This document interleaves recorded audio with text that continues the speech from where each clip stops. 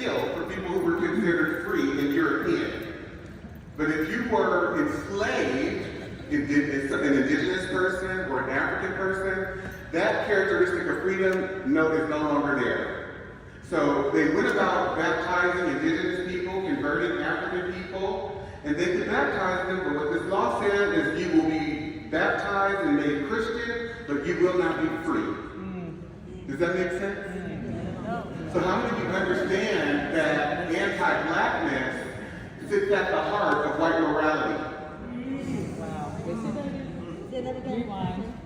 Anti-blackness, say this with me, turn to your neighbor and say, anti-blackness sits at the heart of white morality.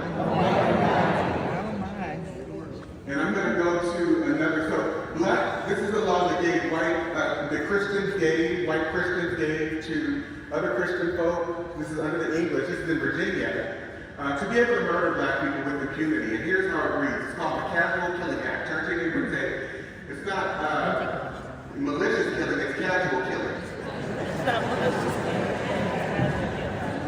And so this law says, whereas the only law in force for the punishment of refractory servants resisting their master, mistress, or overseer cannot be inflicted upon Negroes because black people are too stubborn, they need a stronger degree of force. Because as they are resisting rape, pedophilia, they're resisting their mothers being raped, they're trying to fight for them, as they themselves are resisting good intent. Wow. How many of you know that a black person can never assume good intent of anyone? We have no allies here, and sometimes that even includes people that look like us. Because they've been trained to adhere to a psychological framework, a cultural framework, a value system, a belief system that aligns themselves with whiteness.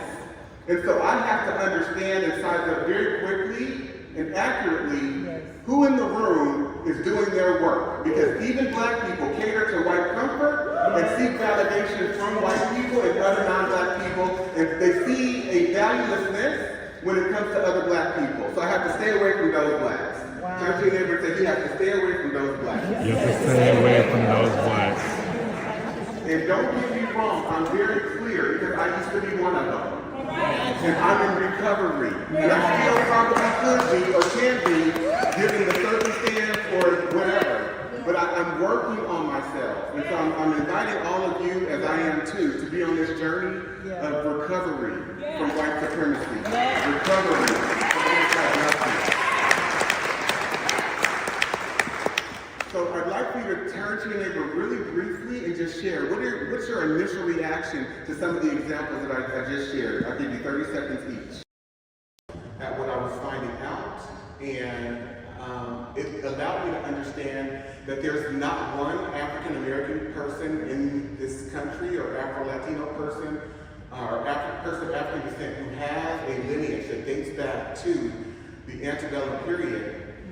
Or any black person, even that has come since then,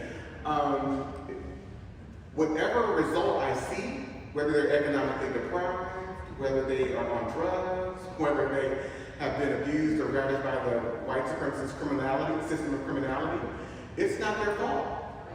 It's not their doing. I have to forgive every black person. And the reason I say that, if you were to join the fellowship, you will see. I'm sharing examples with you, but I have over 20,000 of these legal examples. 20,000.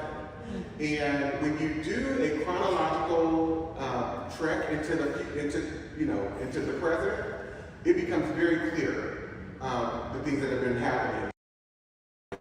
Target phenotypically Afro-Indigenous people, African people, and African black people who are here in the colony. How many of you get this? This is very nuanced, and it's important that we racialize always, understanding that racism in America is a color caste system. Turn to your neighbor and say it is a color caste system. This is the Preventing Negro Insurrection Act. How many of you would be angry over the last 50, 60 years, leading up to 1680 if you were black, based on just a few examples I've shared with you? How many of you would be angry? And so black people start to organize, Angolans and others that they're bringing in from the western strip of Africa, And so they implement this Preventing Negro Insurrections Act. And here's what they say. Whereas the frequent meeting of considerable numbers of Negro slaves under pretense of feasts and burials is judged of dangerous consequence. We don't want them eating breakfast, lunch, or dinner. We don't want them attending funerals because they are attempting to organize and resist. How many of you see this? Wow. Okay. Be it enacted by the King's most excellent majesty, by and with the consent of the General Assembly, and it is hereby enacted by the authority aforesaid, that from and after the publication of this law, it shall not be lawful for any Negro or other slave. I'm going to repeat that. For any Negro. Turn to your neighbor and say, we are not just talking about those who were enslaved. We are talking about all Negroes. And so the institutionality, the cultural fabric, the cultural psychology, and the legality of America and all of its institutions are inherently anti-black. This has less to do with slavery and the institution of enslavement than it does anti-blackness. Does that make sense? Yes. And I'm going to break this down just a little bit more. So, we're this gentleman right here, by the name of Marcel Walker. Please. And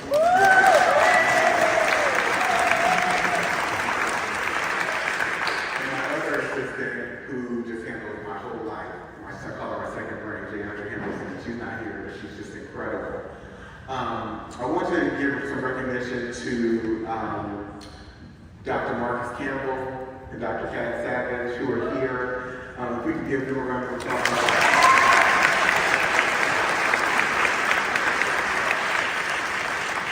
Some incredible work with some deep work, and as well as Katie. Katie's here, and where's Kelly? I saw Kelly here too. You both want to stand. Oh, there you go.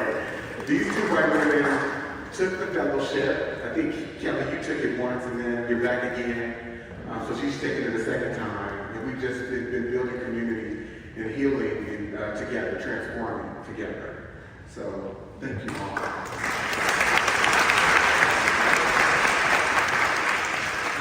This is the South Carolina 1740 Negro, because you strive in your quest for progress to be just like white people. Yeah.